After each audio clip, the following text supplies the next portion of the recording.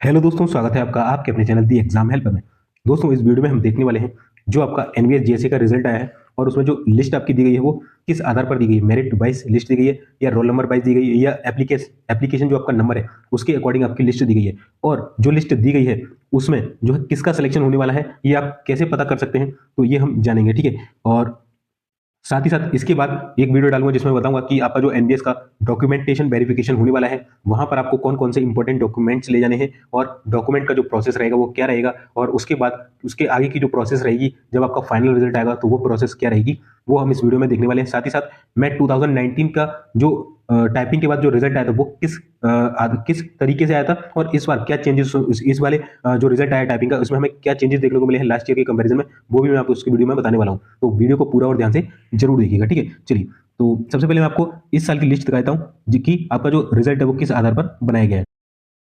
तो दोस्तों, ये हमारा 2022 का रिजल्ट है टाइपिंग का। जो भी कैंडिडेट टाइपिंग में पास हुए उनका रिजल्ट है जो कि 24/1/2023 को आया था। इसमें आपका शेड्यूल दिया गया है कि जो भी कैंडिडेट इसमें सेलेक्टेड है उनका जो डॉक्यूमेंटेशन वेरिफिकेशन होना है वो किसकी डेट में होना है। यहाँ पर वो डेट लिखी हुई है कि अगर आपका जो सिलेक्शन है वो जेएसए हेडक्वार्टर या आरओ में हुआ है उसका दोस्तों जो डॉक्यूमेंटेशन होगा वो आपका 9 फरवरी को होगा 9 बजे। और आपका जो एड्रेस रहेगा कहाँ पर जाके आपको आपका जो डॉक्यूमेंट वेरिफिकेशन कराना है वो आपको यहाँ पर जाकर कराना है, नवोदय विद्यालय समिति हेडक्वार्टर में जाकर। ठीक है। और इसी तरीके से जिनका भी जेएनवी कैडर जैसे कि मेरा हुआ है नवोदय विद्यालय में वहां पर होता है तो उनका जो है 15 से 24 फरवरी के बीच रहेगा और उनको भी इस एड्रेस पर जाकर अपना डॉक्यूमेंटेशन वेरिफिकेशन कराना है। ठीक है, चलिए। और ये बोल रहे हैं कि a biodata form is being attach at the end of this notice, यानी कि आप इसके नीचे जाएंगे तो आपको एक बायोडाटा फॉर्म दिया गया है। Candidate who are shortlisted for documentation verification for the above post have to take print out of the same and report for verification along with a duly filled biodata form with blue pain in hand.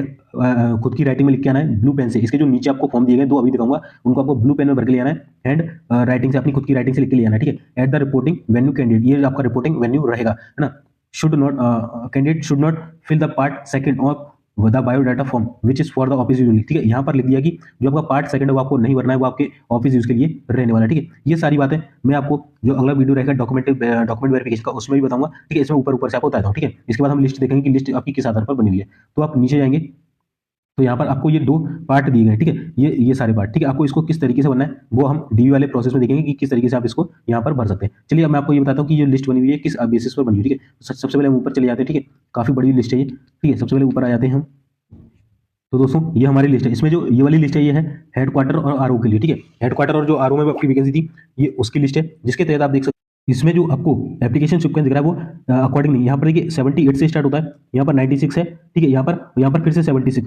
तो ये application sequence तो नहीं है, यानी 78 के बाद देखिए 96 आ गया, ये उसको 96 से ऊपर जाना था पर फिर से ये 76 आ गया, फिर 125 आ गया, फिर 55 आ गया। तो ये एप्लीकेशन सीक्वेंस नंबर नहीं है। रोल नंबर से अगर आप देखते हैं तो देखिए ये 5 बार 111 है। यहाँ पर देखिए फिर क्या हुआ 11121 आ गया, फिर देखिए 1111 फिर 1121 फिर 11, यानी कि ये आपका रोल नंबर वाइज भी नहीं है। अगर आप नेम से देखें तो नेम से तो कोई पता नहीं लगा सकता कि किसका क्या होने वाला है। और यहाँ पर आपका रिपोर्टिंग डेट और रिपोर्टिंग टाइम है, यहाँ से भी आपको कुछ पता नहीं चल रहा है। ठीक है, तो आपको किस आधार पर ये पता चलेगा कि ये लिस्ट कैसे, तो मैं बता दूं ये लिस्ट जो आपकी प्रॉपर मेरिट वाइज है, यानी जिसके ज्यादा नंबर है वो उसको सबसे टॉप पर रखा गया है और उससे जो कम है उनको उसके नीचे नीचे नीचे नीचे इस तरीके से लगा दिया गया है। चलिए, मैं जो आपकी जेएनवी वाली लिस्ट है वो भी आपको दिखा देता हूँ।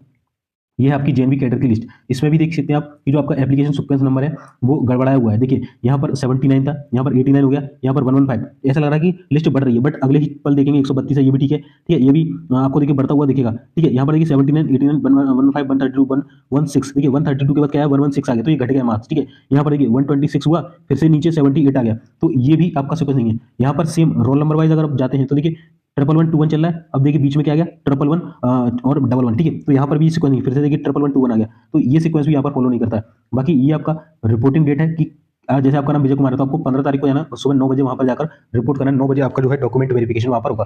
ठीक है, तो ये वाली जो लिस्ट है ये भी जो है आपकी प्रॉपर मेरिट वाइज है, जिसके ज्यादा नंबर है उसको इस लिस्ट में टॉप पर रखा है। जैसे जो नरेंद्र गुर्जर है ये हमारे मित्र है। ठीक है, और ये भी हमारे सब्सक्राइबर है। ठीक है, और इनके जो मार्क्स है ये बता रहे थे कि इनके जो मार्क्स है वो 115 110 से लेकर 115 के बीच में, तो आप मान सकते हैं कि इन्होंने ही टॉप किया होगा। मैंने इनके नंबर पूछे थे, उन्हें एग्जैक्ट तो याद नहीं है, हालांकि बोले थे मैंने देखे थे जब आंसर की आई थी तो ये बता रहे थे कि 110 से 15 के बीच में ये अपने मार्क्स हमें बता रहे थे। ठीक है, अभी मैंने जस्ट इनसे कल ही बात की है, तो आप देख सकते हैं कि इनके टॉप पे नंबर है तो इनके टॉप मार्क्स है। इसी तरीके से जो किसी के अगर 100 मार्क्स होंगे तो वो यहाँ कहीं होगा, है ना। इसके नीचे जो 90 वाले होंगे फिर 80 वाले होंगे, इस तरीके से ये लिस्ट आपकी जो है दी गई है। ठीक है, बट आप इसमें पता नहीं कर सकते हैं कि किसका सिलेक्शन कितने नंबर पर हो सकेगा। अब मैं आपको दिखाता हूँ कि 2019 में जो हमारी लिस्ट आई थी उसके अकॉर्डिंग हम पता कर पा रहे थे कि मेरा सिलेक्शन हो सकता है और कितने नंबर तक मैं शिफ्ट हूँ, ठीक है, उसमें पता लगा सकते हैं। वो बता रहा हूँ मैं कि किस आधार पर हम पता लगा।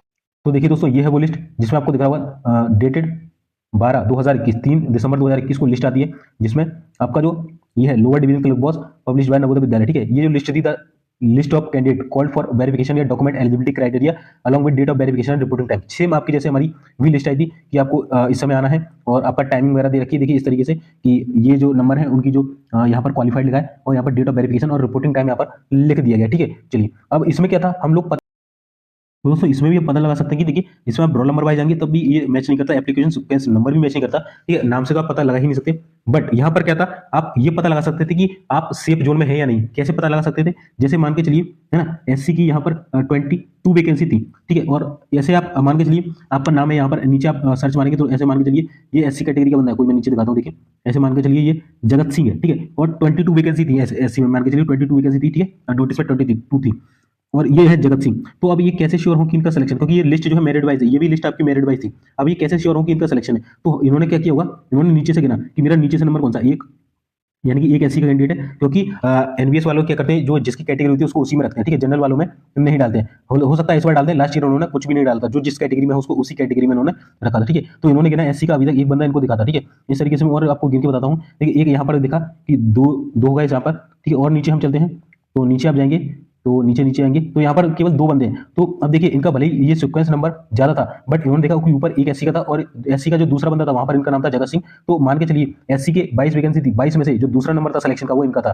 ठीक है। इसी आधार पर मेरा भी जो था वही था, मेरा 22 में से ये जो लिस्ट टाइप, ये जो लिस्ट आई थी मेरा इसमें 9th नंबर था, ठीक है। 9th यानी कि 1 2 3 4 करके मेरा 9 नंबर था और वैकेंसी थी 22, यानी कि मेरा सिलेक्शन श्योर था, मैं 22 के अंदर था। और अगर मैं सीक्वेंस नंबर से जा रहा था तो मेरा शायद 185 ऐसा कुछ नंबर था, ठीक है। तो आप इसमें क्या है, इसमें पता लगा सकते थे क्योंकि इसमें कैटेगरी थी। मान के चलिए कोई यूआर से बिलोंग करता है, अब ये लिस्ट है, कोई यूआर से बिलोंग करता है। अब मान के चलिए ये बंदा है मोहित, ये यूआर से बिलोंग करता है। तो यूआर में देखिए मान के चलिए मोहित है और इनका, ठीक है, नंबर है, इसमें थी 63 वैकेंसी। तो ये कैसे मान के सेफ है, तो 1 2 3 4 5 6 7 8 9 10 11, तो इनका जनरल कैटेगरी में 11 नंबर था, तो ये सेफ मान सकते हैं क्योंकि ये 63 के अंडर थे। तो इस तरीके से हम लोग पता लगा सकते थे कि हमारा सिलेक्शन श्योर है या नहीं है। बट इस बार जो दोस्तों आपकी लिस्ट आई है इसमें केवल आपका एप्लीकेशन सीक्वेंस, रोल नंबर और नेम दिया गया है, इसके अलावा कुछ नहीं दिया गया। तो आप इसमें पता ही नहीं लगा सकते कि किसका हुआ या किसका नहीं हुआ, क्योंकि यहाँ पर कैटेगरी मेंशन्ड नहीं है ना, कि कौन किसका होगी। यहाँ पर देखिए ये भाई ओबीसी से होंगे बोल रहे हैं, तो ये मीना है तो एसटी से होंगे। तो यहाँ पर पूरा मिक्सअप करके इन लोगों ने दिया हुआ है, तो कैटेगरी भी मिक्सअप है, या तो category general general general OBC OBC होती तो आप पता लगा सकते थे। तो यहाँ पर आप पता नहीं लगा सकते कि किसका सिलेक्शन हुआ किसका नहीं हुआ। हो सकता है जो लास्ट में जो 1300 प्लस कैंडिडेट है ना, हो सकता है कि 1300 प्लस जितना भी जो लास्ट नंबर है 1300 मान के चलिए 18 नंबर है मान के चलिए, ये अगर लास्ट नंबर है तो इसका भी सिलेक्शन हो सकता है, उससे नहीं होगा। इसका कारण है इसका नहीं होगा क्योंकि इसके नंबर कम है।